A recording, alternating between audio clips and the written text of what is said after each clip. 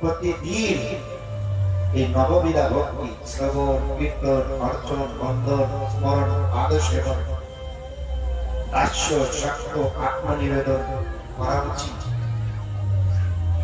আমরা নানান কাজে ব্যস্ত হয়ে যাই, এই ব্যস্ততায় আমার কর্মের চাপা হয়ে যায়। শত ব্যস্ততার মধ্যেও কর্তব্য কর্ম করে শুদ্ধভাবে আয় করব, শুদ্ধভাবে ব্যয় করব, বিবাহ করব ভগবানের সুখের জন্য, সন্তান হবে ভগবানের সেবক সেবিকার জন্য।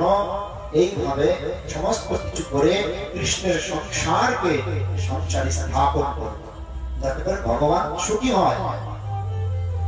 কিন্তু এর ব্যতিক্রম দেখা যায়, সংসারী যোগ করতে চায় না,